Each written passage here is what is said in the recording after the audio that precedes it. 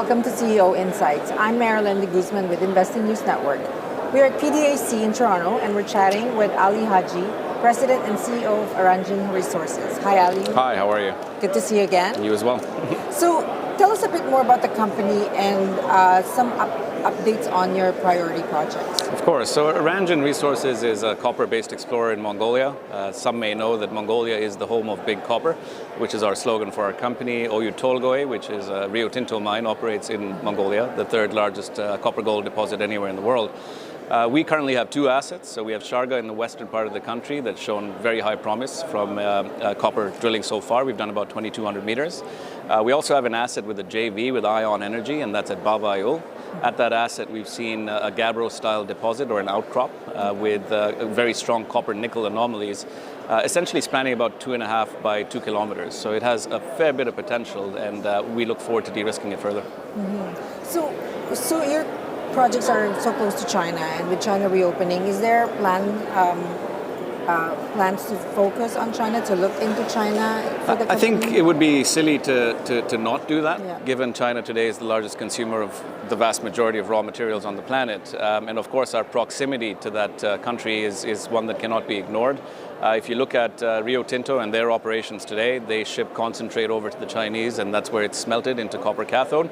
So yes, absolutely, we would look at China as a potential partner to either offtake the various commodities that we have through our assets, or ultimately help us develop our assets as well. Yeah, so I'm curious to know, as a company who's considering, maybe looking at China, and with all the geopolitical issues, that's attached to China, so when you're looking at this, what are some of your considerations in that sort of backdrop? There's been a few announcements by the government of Canada with respect to what is deemed a critical mineral. We've seen a couple of announcements in the last little while here whereby various companies that are trading on the TSX or TSX Venture have been asked to force their Chinese investors to divest their positions in those organizations.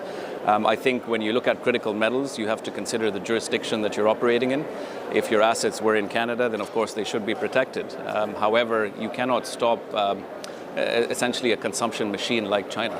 Everything that we hold today, including our cell phones, for the vast majority are produced there. So until you can shift the manufacturing hub of the world from China, China is going to continue to require those resources. And Mongolia has a fantastic relationship with the Chinese. In fact, Zijin, which is a Chinese major in terms of mining, recently put about $23 million in Xanadu mining, which is a copper explorer in Mongolia as well. So we're seeing a fair bit of interest from the Chinese in Mongolia. The Mongolian government's doing a fantastic job of bringing in that necessary investment to help grow their economy. And we will continue to work with essentially the best party that fits the best needs of our shareholders. Right. So we will continue to explore all options. Sounds fair. So you're focused on copper. And with the global trends that's happening in copper, with the landscape of supply and demand, where do you think the future of copper lies? You don't have to look very far. You look at the CEO of Barrick, right? His statement about 16 months ago was copper is the new gold. Copper is a required commodity. It's one that is used in of course, just about everything that we hold or use or see today in terms of electricity and everything else. So.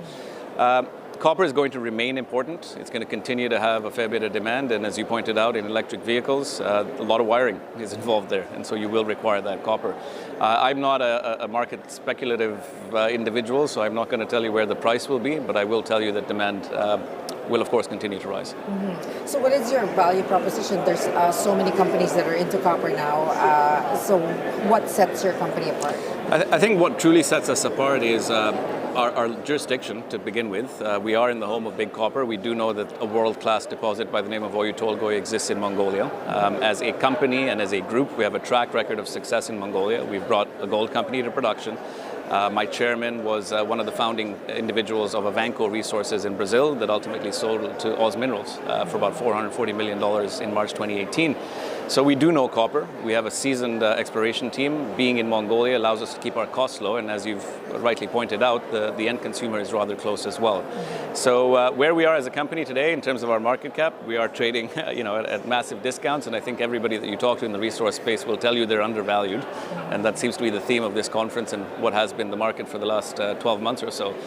Where our value proposition truly lies is we're sitting on assets that look to have significant promise. We have the team that's required to advance these assets, and we're in a jurisdiction that allows us to market that necessary commodity to those various economies.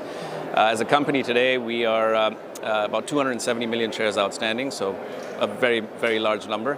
What we're looking to do in the short order here is bring in some capital to allow us to drill Victory, which is at Baba Ayul with the Gabbro-style deposit.